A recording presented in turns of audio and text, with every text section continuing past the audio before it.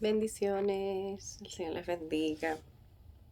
Paso por aquí a dejar esta palabra. Vamos a estar hablando hoy de Jezabel, el espíritu de Jezabel, de quién era y de quién es hoy en día. Jezabel era la esposa de un rey de Samaria llamado Acab.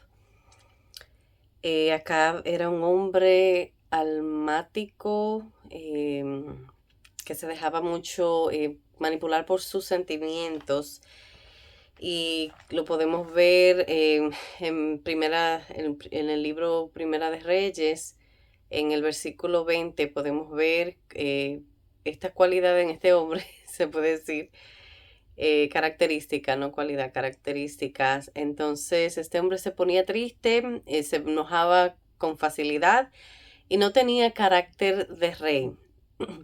En Primera de Reyes 21 relata de cómo había un hombre llamado Nabot, que tenía una viña junto al palacio del rey Acab.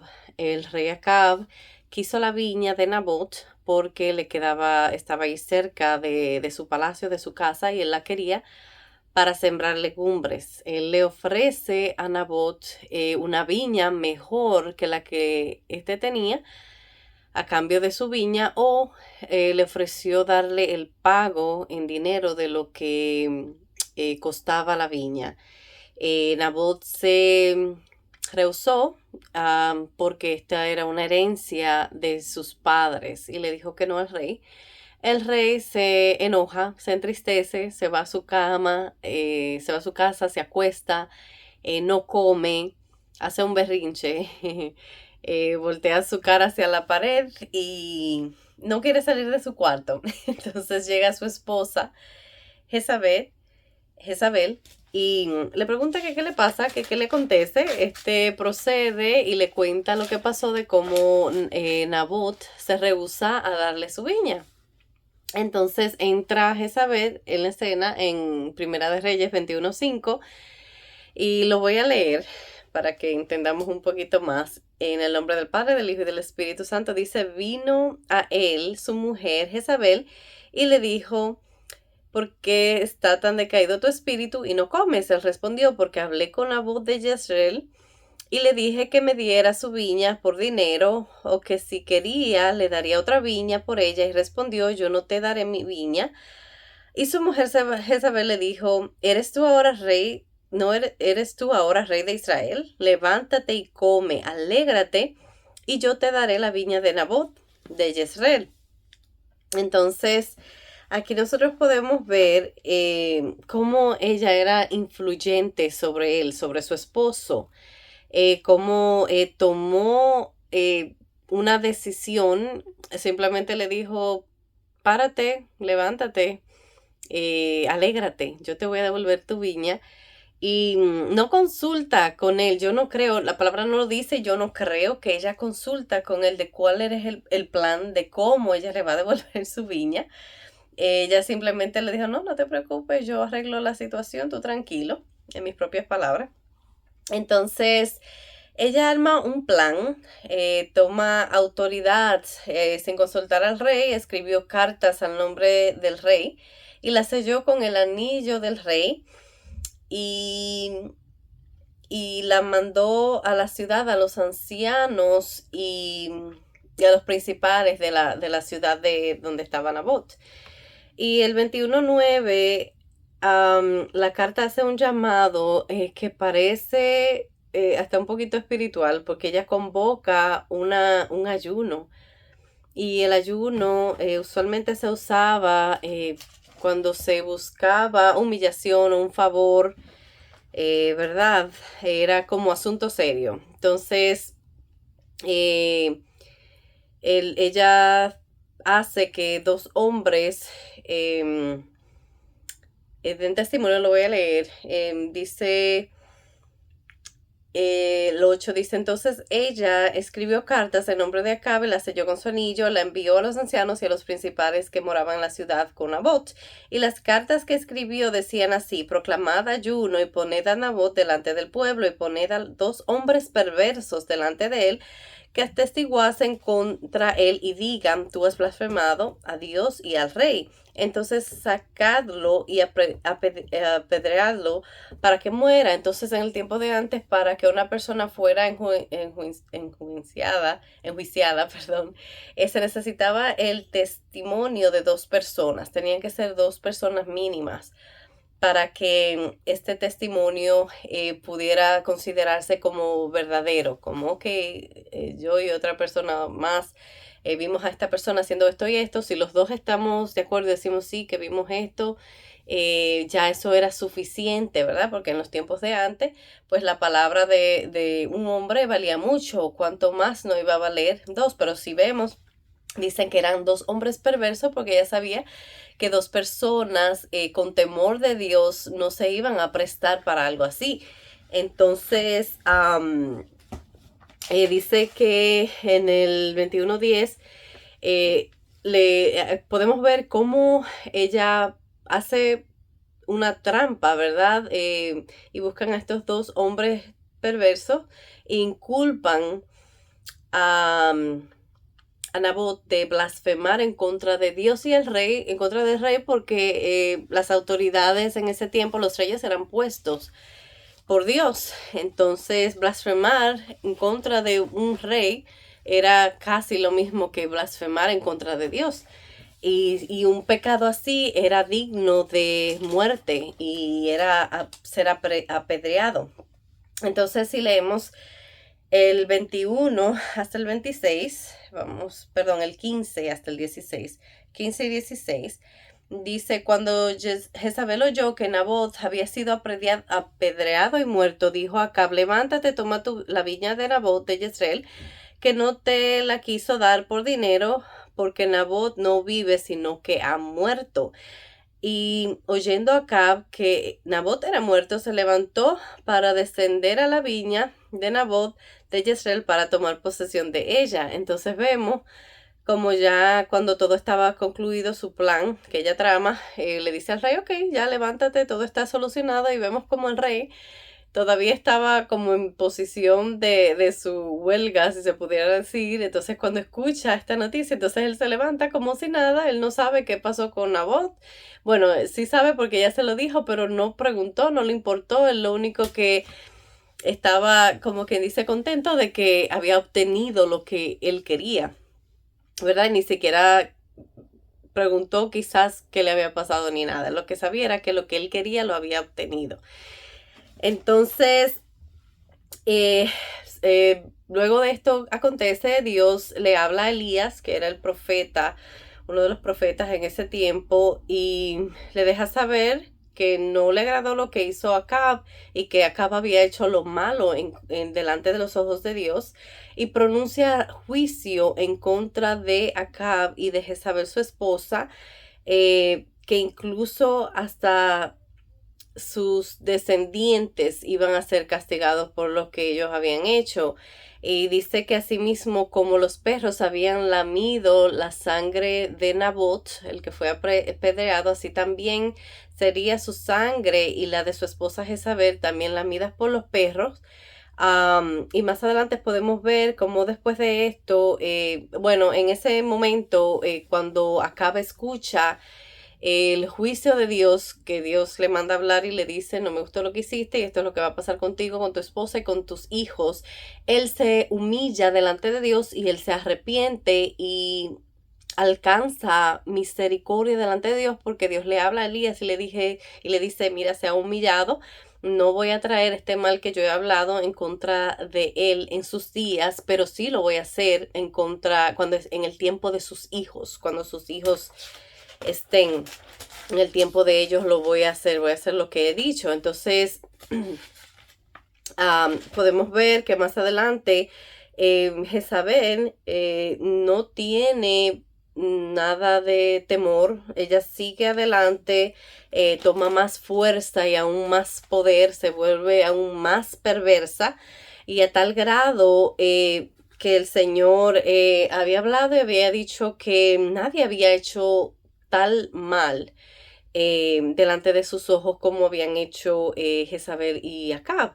Y llegó a hacer cosas abominables, me llevó a idolatrar a otros dioses. Acá cuando había escuchado, sí se había arrepentido entonces. Entonces en esta historia del libro de Primera de Reyes y Segunda de Reyes, Jezabel llegó a matar a muchos de los sacerdotes de Dios y llevó al pueblo a fornicar, a prostituirse con otros dioses, y fue el símbolo de la manipulación, de la perversión, de la idolatría y de irse por encima de las autoridades, de usurpar las autoridades.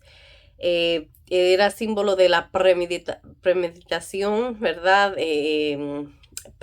¿Cómo se dice? Hacer, como plantear algo, como a hacer, como sentarse a premeditar las cosas. Ella no tenía ningún tipo de temor. Entonces Jezabel sabía exactamente lo que ella estaba haciendo. Ella sabía cuál era su objetivo, y no le importaba hacer lo que ella tuviera que hacer para alcanzarlo. No era como que ella no sabía que estaba haciendo las cosas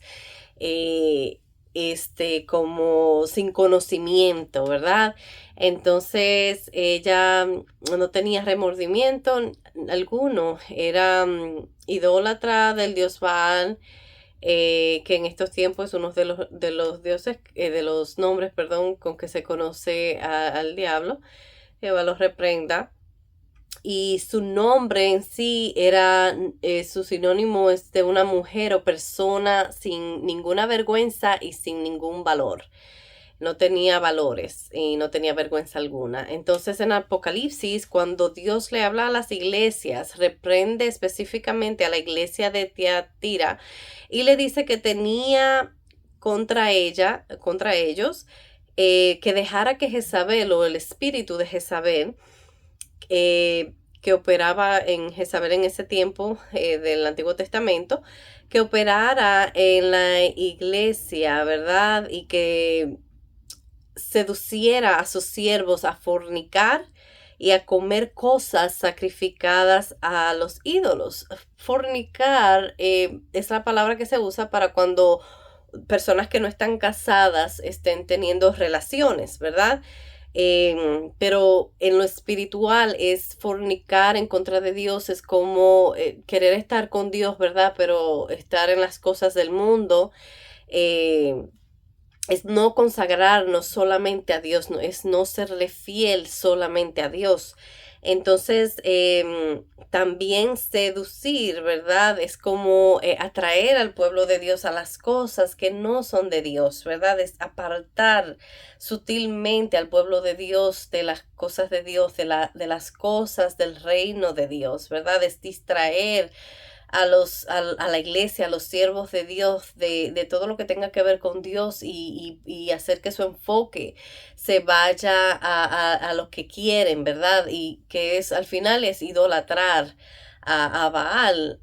Ese era el objetivo de Jezabel en el Antiguo Testamento, era adorar a otras cosas y no necesariamente a estatuas, sino dinero, cosas terrenales, todo lo que no tenga que ver con el reino de los cielos. Es tener al pueblo de Dios desenfocado de lo que es de Dios, y influye en desviar al pueblo de Dios de la santidad de Dios, que Dios demanda a su pueblo. Entonces lleva al pueblo de Dios a quitar la vista del reino, como ya mencioné, y llevar al pueblo de Dios más al mundo, ¿verdad?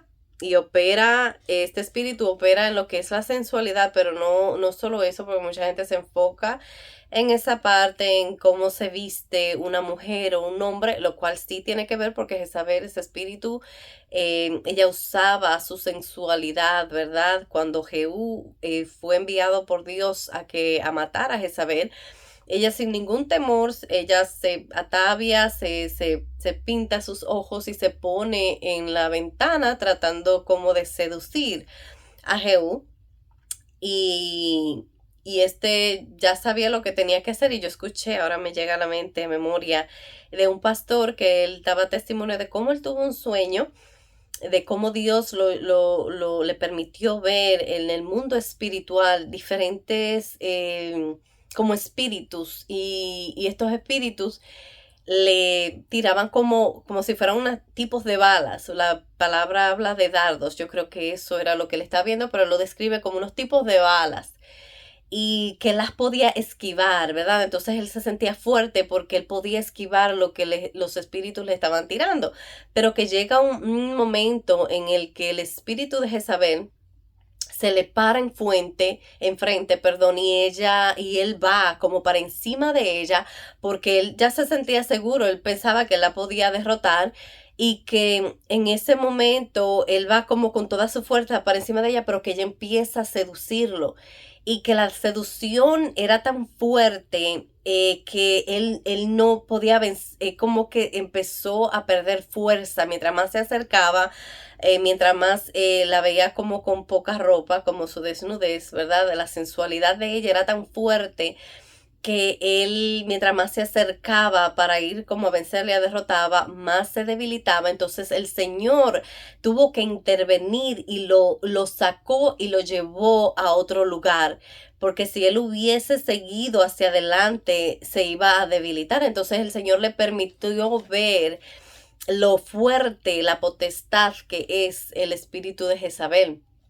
Entonces, sí influye mucho cómo se viste, la sensualidad, la sexualidad en un hombre o una mujer, sí influye, pero no es solamente esto. El principal propósito de Jezabel en una iglesia, en una persona, es desviar la atención del pueblo de Dios mismo, y desviar al pueblo de Dios de la santidad.